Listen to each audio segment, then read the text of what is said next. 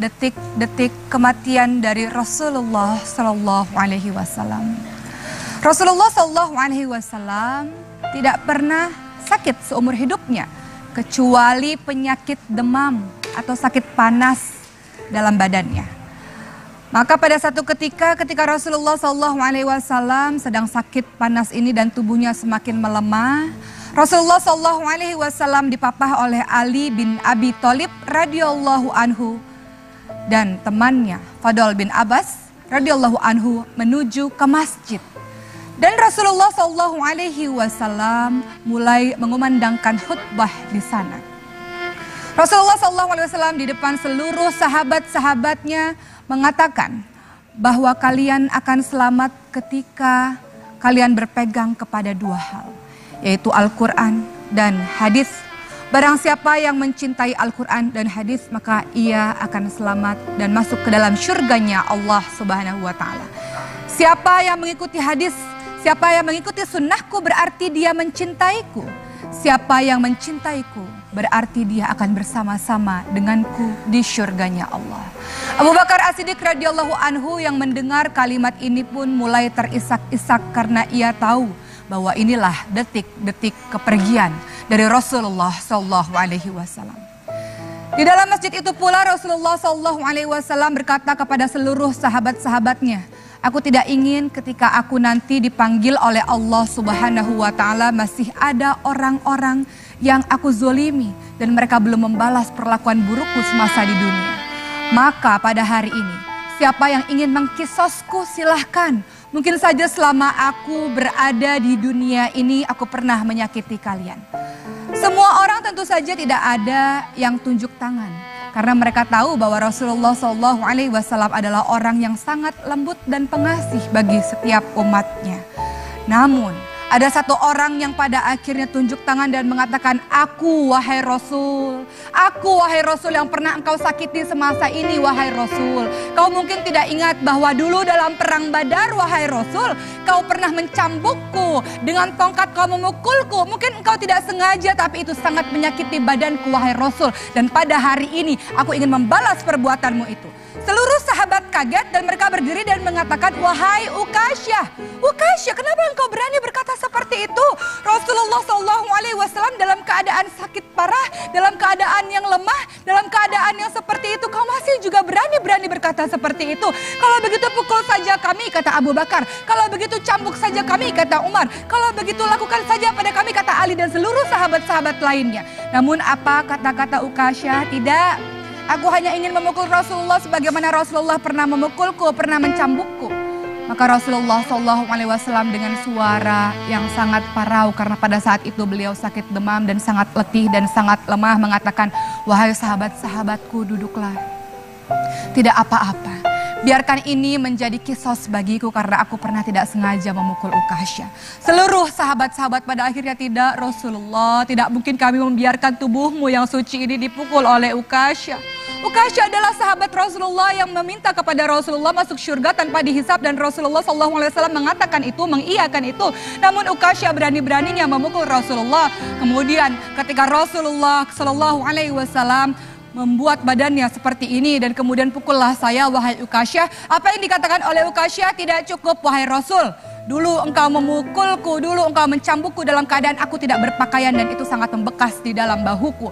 Maka aku ingin kau juga membuka pakaianmu supaya aku bisa memukul bahumu, supaya aku bisa memukul punggungmu. Semua orang kembali berkata, Ukasyah, betapa kurang ajar sekali. Apa yang kau lakukan kepada Rasulullah SAW? Kemudian Ukasyah tetap bertahan untuk tetap ingin memukul Rasulullah.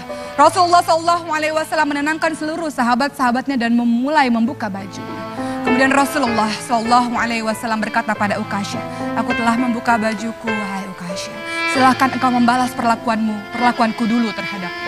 Maka Ukasyah mulai berjalan mendekati Rasulullah SAW dan mulai diputar-putarkan tombaknya itu dan mulai diputar-putarkan tongkatnya dan cambuknya itu dan hendak memukul Rasulullah SAW. Seluruh orang yang berada di masjid itu mulai menangis dan mengatakan, dasar Ukasyah tidak tahu diri, dasar orang yang tidak punya hati. Rasulullah dalam keadaan seperti itu, kau masih bisa berbuat seperti itu.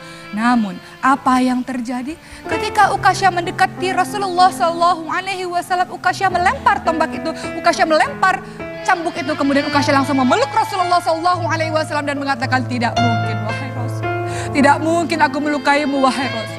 Aku hanya ingin memelukmu wahai Rasul. Aku ingin merasakan kulitmu bersentuhan dengan kulitku wahai Rasul. Aku sangat mencintaimu, tidak mungkin aku melukaimu wahai Rasul. Aku lakukan ini semata-mata karena aku begitu ingin memelukmu. Kulit bertemu dengan kulit wahai Rasulullah SAW. Kecintaan Ukasyah pada Rasulullah SAW. Rasul dalam keadaan sangat lemah kembali dipapah oleh Ali bin Abi Thalib dan Fadl bin Abbas untuk kembali ke rumahnya. Pada saat itu matahari sudah mulai meninggi. Pintu Rasulullah SAW dikunci dan di dalam Rasulullah SAW sudah terbaring di pangkuannya Aisyah. Ketika itu ada seseorang yang mengetuk pintu rumah Rasulullah dan Fatimah membuka pintu tersebut.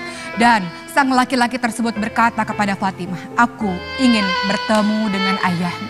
Apa kata Fatimah? Tidak bisa wahai pemuda, ayahku sedang sakit. Fatimah lalu menutup pintu tersebut dan kembali kepada sang ayah. Kata Rasulullah SAW sambil menatap wajah Fatimah seakan-akan wajah itu ingin dikenangnya seumur hidupnya, mengatakan, wahai Fatimah, sesungguhnya yang datang adalah malaikat maut. Malaikat maut hendak mengambil nyawaku pada hari ini. Fatimah sudah tidak tahan lagi dan terseduh-seduh dalam tangisannya. Lalu malaikat maut itu masuk ke rumahnya Rasulullah SAW. Dalam keadaan lemah, Rasulullah SAW bertanya kepada malaikat maut, di mana malaikat Jibril? Aku tidak pernah melihat malaikat Jibril selama ini. Di mana dia, kenapa tidak hadir pada hari ini? Malaikat Jibril pada akhirnya pun datang menemui Rasulullah SAW dan dalam keadaan yang berbaring dan lemah Rasul berkata pada malaikat Jibril, wahai malaikat Jibril, tolong beritahu kepadaku apa hakku, apa yang akan aku dapatkan. Apa yang dikatakan oleh malaikat Jibril? Wahai kekasih Allah, ketahuilah bahwa seluruh malaikat telah menunggumu di pintu-pintu langit, wahai Rasul. Ketahuilah bahwa surga, pintu-pintu surga telah dibukakan untukmu, wahai Rasul. Tapi apa jawaban Rasul? Lalu bagaimana dengan umatku? Ketika aku pergi nanti bagaimana dengan umatku, kata Rasul. Kemudian malaikat Jibril mengatakan, siapa yang mencintaimu, siapa yang mengikuti sunnahmu akan bersama denganmu di surga Allah, wahai Rasulullah. Kemudian yang terjadi adalah malaikat Israel mulai mengambil nyawa Rasulullah perlahan-lahan dari kakinya, perlahan-lahan ditariknya. Kemudian Rasulullah SAW mengatakan, wahai malaikat maut, dahsyatnya sakaratul maut ini. Sakit sekali sakaratul maut ini. Kalau aku tahu rasanya seperti ini, tolong timpakan seluruh rasa sakit sakaratul maut seluruh umatku kepadaku, wahai malaikat maut. Aku tidak ingin mereka merasakan kesakitan yang amat dahsyat seperti ini. Ketika dalam keadaan seperti itu, malaikat Jibril memalingkan mukanya dan Rasulullah SAW berkata pada malaikat Jibril lagi, malaikat Jibril, apakah engkau tidak mau melihatku? Jijikkah engkau melihatku sampai engkau memalingkan wajahmu, tidak mau menghadapku? Apa yang dikatakan oleh malaikat Jibril?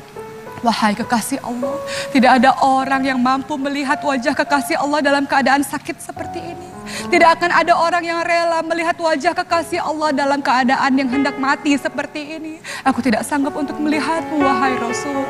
Maka Rasul dengan keadaan yang sangat lemah, yang sangat letih, mulai memanggil Ali bin Abi Thalib dan berbisik-bisik kepada Ali bin Abi Thalib.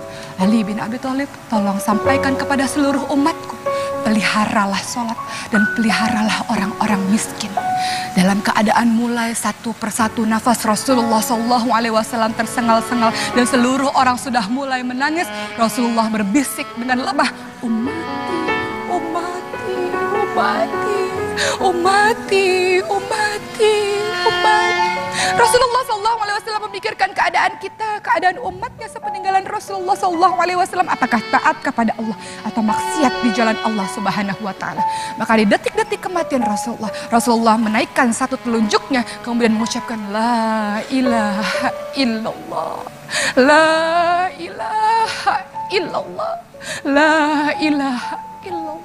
Dan pada saat itu juga terpejamlah matanya di pangkuan Aisyah. Seluruh orang menangis dan kemudian kabar matinya Rasulullah SAW mulai tersiar di seluruh penduduk Madinah. Dan semua orang menangis terseduh-seduh, tersayat hati mereka karena kepeninggalan Rasulullah SAW.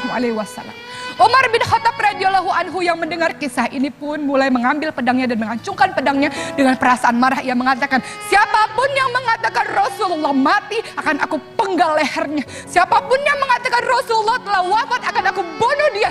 Rasulullah tidak wafat, Rasulullah hanya kembali bertemu dengan Allah, setelah itu kembali lagi bertemu dengan kita. Rasulullah hanya seperti Nabi Musa saja yang bertemu dengan Allah, setelah itu kembali lagi pada umatnya. Jangan sekali-kali kalian mengatakan Rasulullah mati. Begitu kata Umar. Umar begitu terpukul dengan kematian Rasulullah SAW sampai Abu Bakar radhiyallahu anhu menenangkan Umar dan mengatakan, wahai Umar, tidak begitu Umar.